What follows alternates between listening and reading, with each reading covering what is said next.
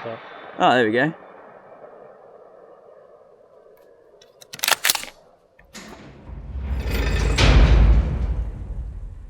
What's going on? It's Woody here. Welcome to another review video. Today we are reviewing the Pulsar Trail 3 XR50. Like usual, we're going to be going through all the specs of the device here in the studio and showing you what gun I've got it set up on, and then we're going to be hitting the field, so don't go anywhere. We're going to go onto the range and we're going to hit some steel and try out that LRF function as well. It's a 640 sensor with a 50mm objective, so there's going to be heaps of information going in through there for the device to process. It's going to give you increased clarity and great resolution on screen when you're doing your PID for your targets.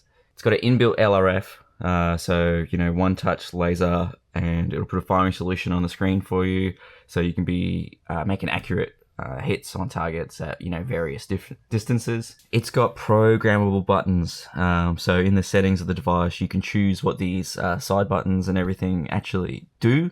I've got my right button set up for laser, so I fire the laser with that, and then you can program that to do various amount of tasks. If you're used to the thermions and that sort of thing, the menu controls are a little different.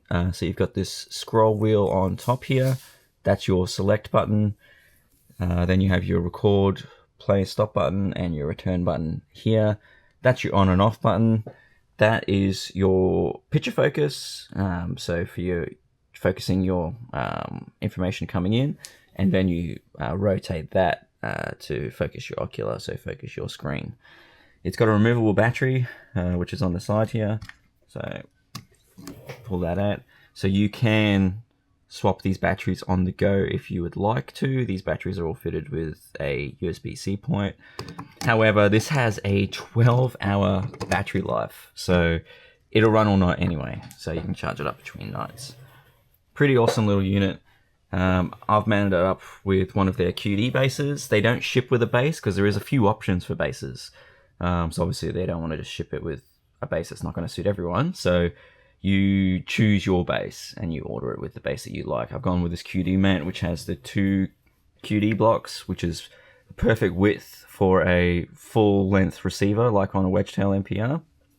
You can get single mount block ones, which is more appropriate for your shorter rails on some of your bolt guns and that sort of thing. So the rifle that I've got it set up on is my WedgeTail Industries MPR Mini in 300 Blackout. Trail 3 is more of a compact, lightweight thermal scope, so I thought it'd be perfect to pair it with, a compact and lightweight rifle like this.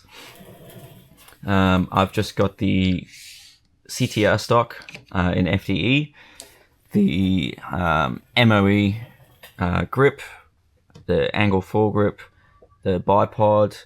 On this one, I have paired it with a Zerotech red dot, so that I do have a daylight or main optic down aiming solution, and then I've got a light there too, so if I was using the red dot in a darker situation, I do have the light, which I can press like that. So pretty cool setup. I do enjoy shooting this gun, and I'm really looking forward to shooting it with this new optic setup. Well, without any further ado, let's get this thing in the field, let's confirm our zero, and then let's start hitting some steel. What's going on? It's Woody here, and today we're back on the range with a really cool review video. We're looking at the Pulsar Trail 3 LRF. This is the XR50 model, which is a 640 sensor. This thing is sweet. I've got this set up on my WedgeTail MPR Mini 300 Blackout, which I think makes a sick thermal gun. One thing that I think is really cool, I don't know if you can see it there, it has a little sensor near the eye cup, and that actually senses when your head is at the eye cup. So if you use a thermal scope before, you know that it's essentially like looking at a little TV screen. That screen's turned off until you bring your head to it. That's one of the ways that it achieves that longer battery life. That's super cool. Has a laser on the front, and a huge 50mm objective.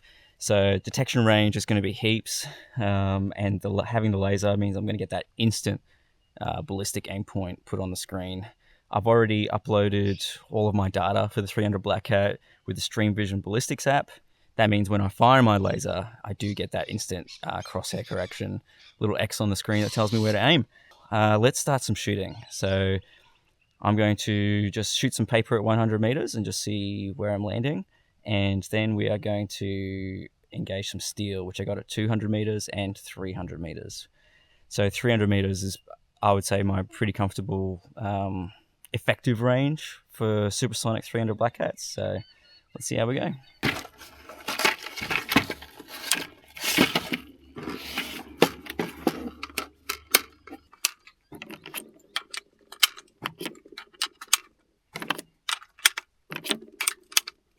We're just using these hollow point 300 Blackout, 110 grains.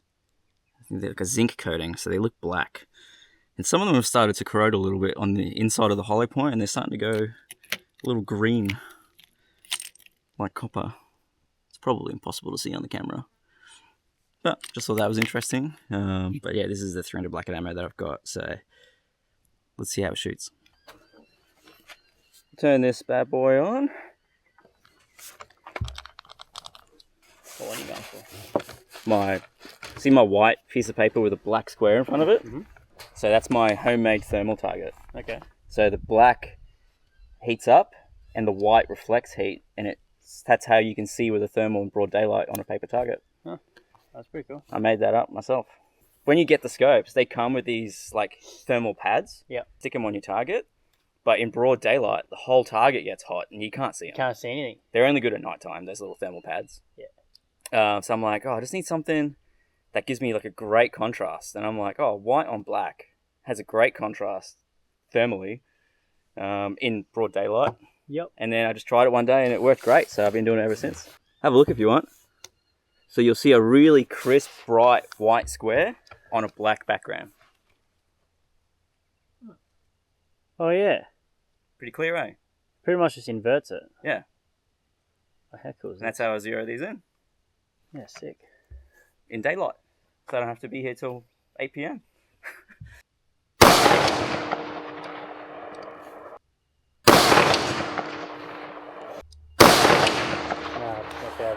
That's low. Alright, so I just fired 10 shots at my paper target. It is favouring the left edge of my little black square. 7 were on, 3 were off, just off the square. So it's not too bad for a little thermal zero. I'm not going to mess with it just now because I felt like it improved as the 10 shots went on. So we'll see how we go. I'm just going to zero in my red dot and then I'm going to fire the laser at the steel that's further out and see if we can hit that as well. Alright, so what I'm going to do now is the steel's been out there long enough, it's started to heat up. So I'm going to laser the steel we put out there. It should be 200 and then 300 meters subsequently.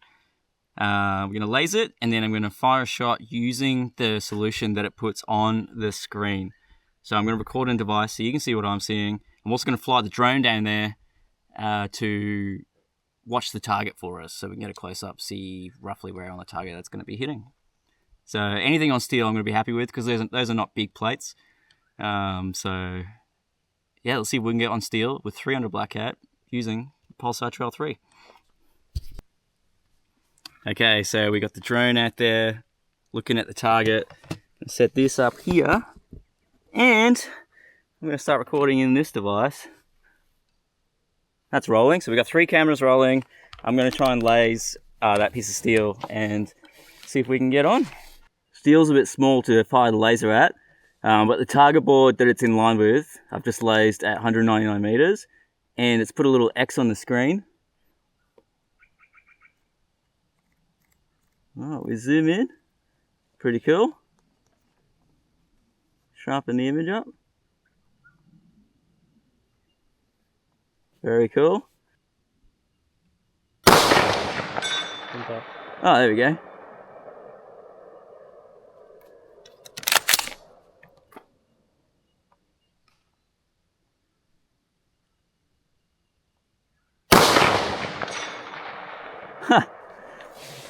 When I hit the target, I see this little hot white thing drop off the target before I hear the ting, and that must be the squashed bullet. Yep. That's pretty cool. Alright, I'm going to chuck some more in, and I'm going to fly the drone down to 300 meters, and then we'll laser that target and see if I can get on that one as well. There we go, rolling with the drone.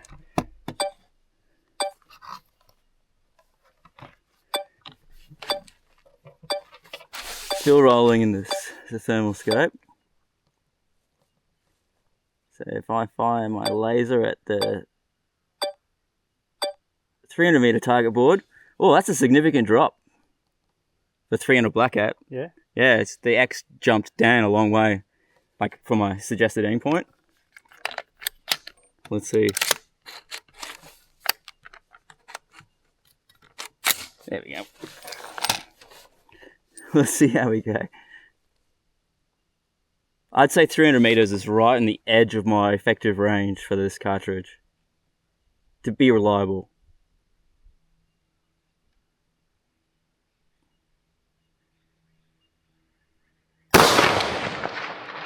Impact. Impact. First shot impact at 300 meters with a 300 Blackout. That's pretty cool.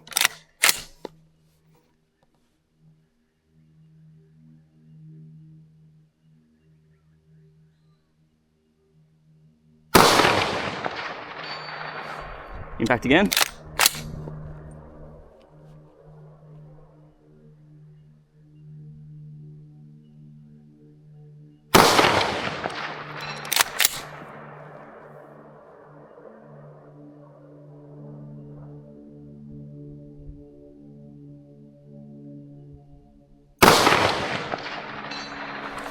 There we go.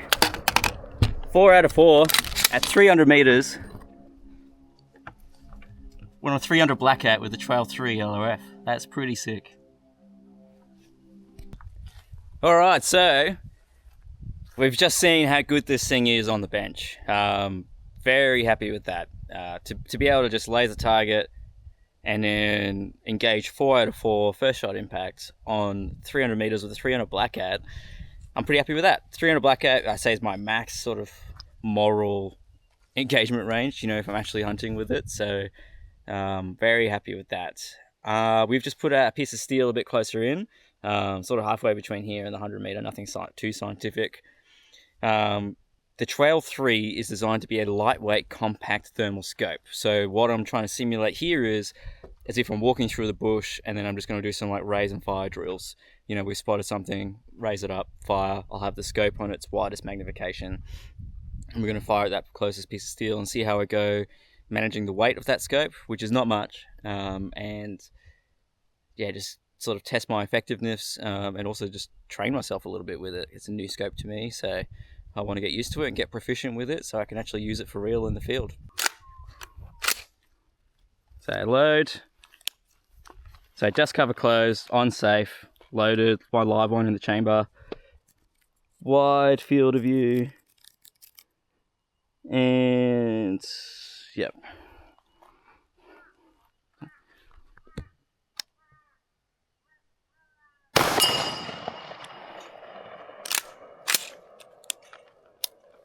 There we go.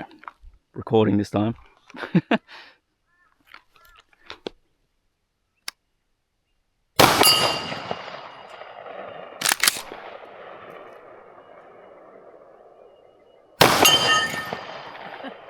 Target down.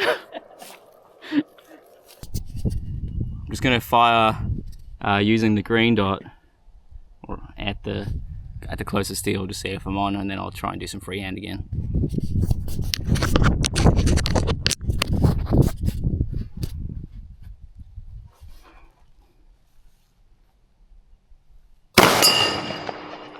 Yeah, so it does work.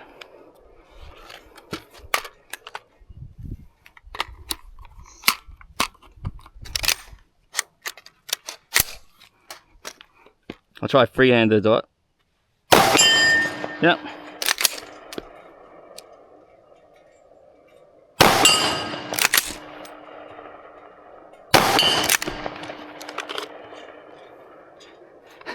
That target's having a bad day. Look at him walking to the right. Yeah.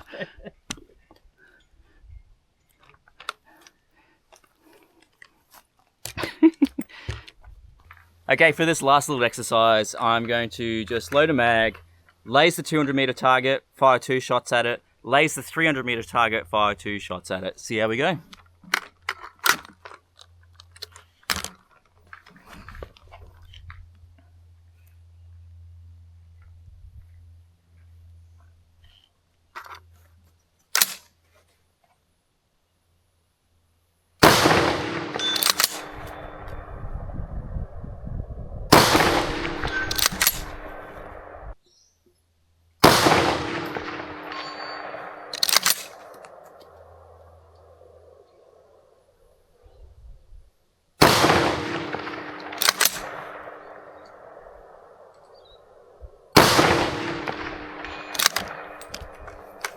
That is a slow bullet. Well, that's about it. This little scope is quite impressive. I really look forward to getting this into the field for real. I'm pretty impressed with the laser, how I can lace targets. It gives me my firing solution instantly. That has a cool scope for my little MPR 300 Blackout. It's going to be really good for what I do for work. So thank you so much for watching this video. I hope that helped you out. If you were interested or needing information on the new Pulsar Trail 3 LRFs. If you have any questions, please put them in the comments. Please subscribe to this video and share with a mate if you can. It really helps. Thank you so much. See you later.